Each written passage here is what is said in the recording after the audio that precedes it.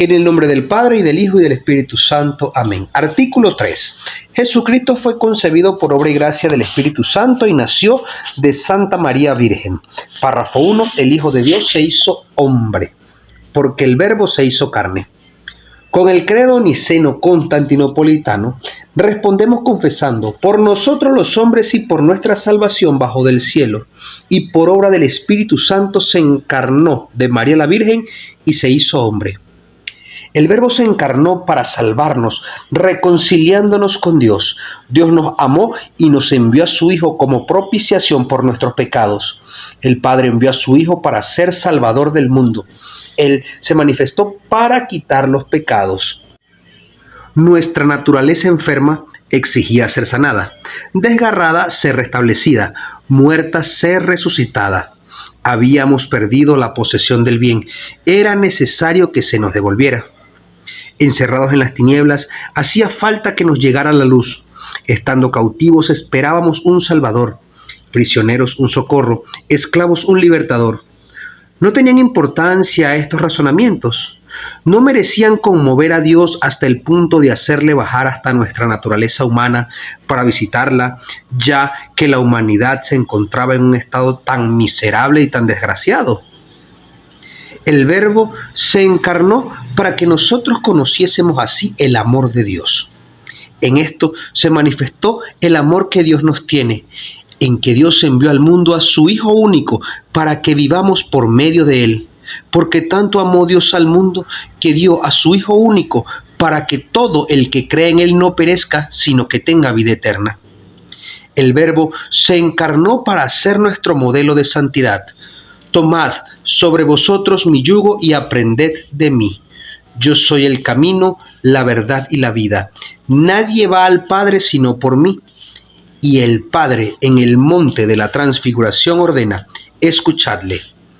Él es, en efecto, el modelo de las bienaventuranzas y la norma de la ley nueva. Amaos los unos a los otros como yo os he amado. Este amor tiene como consecuencia la ofrenda efectiva de sí mismo. El Verbo se encarnó para hacernos partícipes de la naturaleza divina, porque tal es la razón por la que el Verbo se hizo hombre y el Hijo de Dios, Hijo del hombre, para que el hombre, al entrar en comunión con el Verbo y al recibir así la filiación divina, se convirtiera en Hijo de Dios. Porque el Hijo de Dios se hizo hombre para hacernos Dios. Eso lo dice San Atanasio de Alejandría. El Hijo unigénito de Dios, queriendo hacernos partícipes de su divinidad, asumió nuestra naturaleza para que, habiéndose hecho hombre, hiciera dioses a los hombres. La encarnación. Volviendo a tomar la frase de San Juan, el Verbo se encarnó.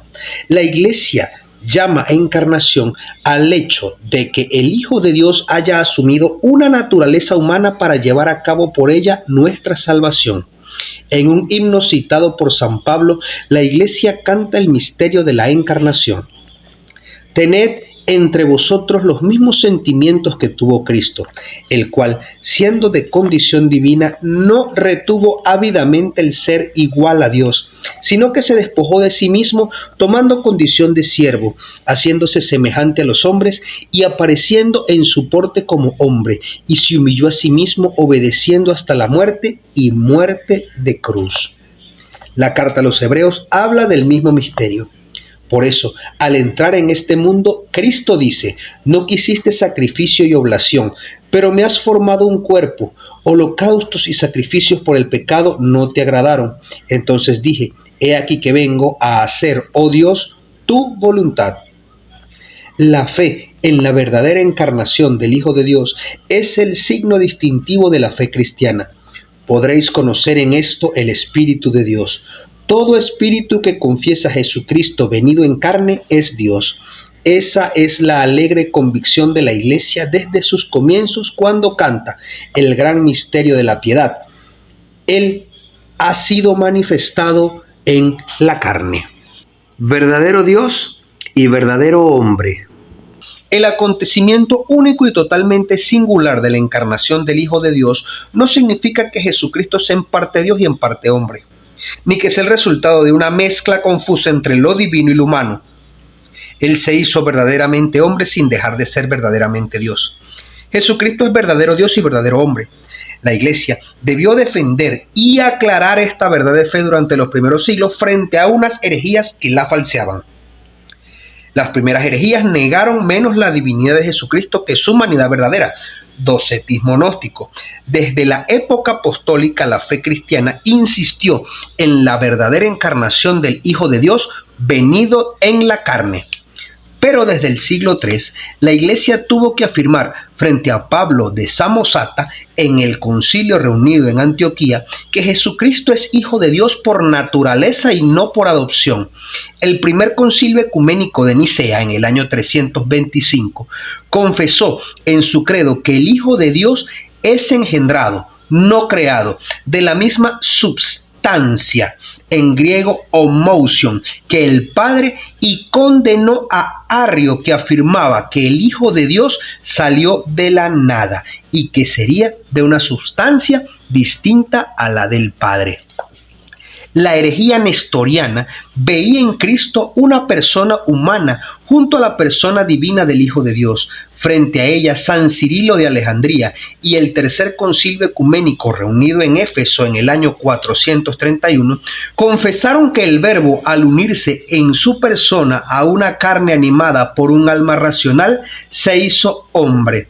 La humanidad de Cristo no tiene más sujeto que la persona divina del Hijo de Dios, que la ha asumido y hecho suya desde su concepción. Por eso el concilio de Éfeso proclamó en el año 431 que María llegó a ser con toda verdad Madre de Dios mediante la concepción humana del Hijo de Dios en su seno. Madre de Dios no porque el Verbo de Dios haya tomado de ella su naturaleza divina, sino porque es de ella de quien tiene el cuerpo sagrado dotado de un alma racional, unido a la persona del Verbo, de quien se dice que el Verbo nació según la carne. Los monofisitas afirmaban que la naturaleza humana había dejado de existir como tal en Cristo al ser asumida por su persona divina de Hijo de Dios. Enfrentando a esta herejía, el cuarto concilio ecuménico de Calcedonia confesó en el año 451. Siguiendo pues a los santos padres, enseñamos unánimemente que hay que confesar a un solo y mismo Hijo y Señor nuestro Jesucristo, perfecto en la divinidad y perfecto en la humanidad, verdaderamente Dios y verdaderamente hombre, compuesto de alma racional y cuerpo consustancial con el Padre según la divinidad y consustancial con nosotros según la humanidad. En todo semejante a nosotros, excepto en el pecado, nacido del Padre antes de todos los siglos según la divinidad, y por nosotros y por nuestra salvación, nacido en los últimos tiempos de la Virgen María, la Madre de Dios según la humanidad. Se ha de reconocer a un solo y mismo Cristo Señor, Hijo único, con dos naturalezas, sin confusión, sin cambio, sin división, sin separación. La diferencia de naturalezas de ningún modo queda suprimida por su unión, sino que quedan a salvo las propiedades de cada una de las naturalezas y confluyen en un solo sujeto y en una sola persona. Después del concilio de Calcedonia, algunos concibieron la naturaleza humana de Cristo como una especie de sujeto personal. Contra estos, el quinto concilio ecuménico en Constantinopla, en el año 553, confesó a propósito de Cristo: no hay más que una sola hipóstasis o persona, que es nuestro Señor Jesucristo, uno de la Trinidad. Por tanto, todo en la humanidad de Cristo debe ser atribuido a su persona divina como a su propio sujeto. No solamente los milagros, sino también los sufrimientos y la misma muerte. El que ha sido crucificado en la carne, nuestro Señor Jesucristo, es verdadero Dios, Señor de la gloria y uno de la Santísima Trinidad. La Iglesia confiesa así que Jesús es inseparablemente verdadero Dios y verdadero hombre. Él es verdaderamente el Hijo de Dios, que se ha hecho hombre, nuestro hermano, y eso sin dejar de ser Dios, nuestro Señor. Sin dejar de ser lo que era, ha asumido lo que no era. Canta la liturgia romana. Y la liturgia de San Juan Crisóstomo proclama y canta: oh Hijo unigénito y Verbo de Dios, tú que eres inmortal, te dignaste para salvarnos tomar carne de la Santa Madre de Dios y siempre Virgen María. Tú, Cristo, sin sufrir cambio te hiciste hombre y en la cruz con tu muerte venciste la muerte. Tú, uno de la Santísima Trinidad, glorificado con el Padre y el Santo Espíritu, sálvanos. ¿Cómo es hombre el Hijo de Dios? Puesto que en la unión misteriosa de la encarnación, la naturaleza humana ha sido asumida, no absorbida. La Iglesia ha llegado a confesar con el correr de los siglos la plena realidad del alma humana con sus operaciones de inteligencia y de voluntad, y del cuerpo humano de Cristo, pero paralelamente ha tenido que recordar en cada ocasión que la naturaleza humana de Cristo pertenece propiamente a la persona divina del Hijo de Dios que la ha asumido. Todo lo que es y hace en ella proviene de uno de la Trinidad. El Hijo de Dios comunica pues a su humanidad su propio modo personal de existir en la Trinidad. Así, en su alma como en su cuerpo, Cristo expresa humanamente las costumbres divinas de la Trinidad. El Hijo de Dios trabajó con manos de hombre, pensó con inteligencia de hombre, obró con voluntad de hombre, amó con corazón de hombre, nacido de la Virgen María, se hizo verdaderamente uno de nosotros, en todo semejante a nosotros, excepto en el pecado. El alma y el conocimiento humano de Cristo. Apolinar de la Odisea afirmaba que en Cristo el Verbo había sustituido al alma o al espíritu. Contra este error, la Iglesia confesó que el Hijo Eterno asumió también un alma racional humana. Esta alma humana que el Hijo de Dios asumió está dotada de un verdadero conocimiento humano. Como tal, este no podía ser de por sí ilimitado. Se desenvolvía en las condiciones históricas de su existencia, en el espacio y en el tiempo. Por eso, el Hijo de Dios, al hacerse hombre, quiso progresar en sabiduría, en estatura y en gracia, e igualmente adquirir aquello que en la condición humana se adquiere de manera experimental. Eso correspondía a la realidad de su anonadamiento voluntario en la condición de esclavo. Pero, al mismo tiempo, este conocimiento verdaderamente humano del Hijo de Dios expresaba la vida divina de su persona. El Hijo de Dios conocía todas las cosas, y esto por sí mismo, que se había revestido de la condición humana, no por su naturaleza, sino en cuanto estaba unida al Verbo.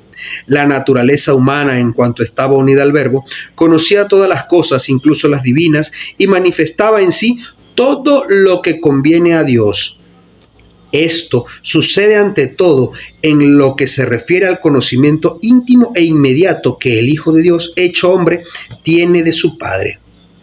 El Hijo, en su conocimiento humano, mostraba también la penetración divina que tenía de los pensamientos secretos del corazón de los hombres. Debido a su unión con la sabiduría divina en la persona del Verbo encarnado, el conocimiento humano de Cristo gozaba en plenitud de la ciencia de los designios eternos que había venido a revelar. Lo que reconoce ignorar en este campo, declara en otro lugar no tener misión de revelarlo. La voluntad humana de Cristo. De manera paralela, la Iglesia confesó en el Sexto Concilio Ecuménico que Cristo posee dos voluntades y dos operaciones naturales divinas y humanas no opuestas, sino cooperantes, de forma que el Verbo hecho carne, en su obediencia al Padre, ha querido humanamente todo lo que ha decidido divinamente con el Padre y el Espíritu Santo para nuestra salvación. La voluntad humana de Cristo sigue a su voluntad divina sin hacerle resistencia ni oposición, sino todo lo contrario, estando subordinada a esta voluntad omnipotente. El verdadero cuerpo de Cristo. Como el Verbo se hizo carne asumiendo una verdadera humanidad, el cuerpo de Cristo era limitado. Por eso se puede pintar la faz humana de Jesús. En el Séptimo Concilio Ecuménico, la Iglesia reconoció que es legítima su representación en imágenes sagradas. Al mismo tiempo, la Iglesia siempre ha admitido que en el cuerpo de Jesús, Dios, que era invisible en su naturaleza, se hace visible. En efecto, las particularidades individuales del cuerpo de Cristo expresan la persona divina del Hijo de Dios. Él ha hecho suyos los rasgos de su propio cuerpo humano hasta el punto de que, pintados en una imagen sagrada, puedan ser venerados, porque el creyente que venera su imagen venera a la persona representada en ella. El corazón del Verbo encarnado. Jesús, durante su vida, su agonía y su pasión, nos ha conocido y amado a todos y a cada uno de nosotros, y se ha entregado por cada uno de nosotros. El Hijo de Dios me amó y se entregó a sí mismo por mí. Nos ha amado a todos con un corazón humano. Por esta razón, el Sagrado Corazón de Jesús, traspasado por nuestros pecados y para nuestra salvación, es considerado como el principal indicador y símbolo de aquel amor con el que el Divino Redentor ama continuamente al Eterno Padre y a todos los hombres. Resumen.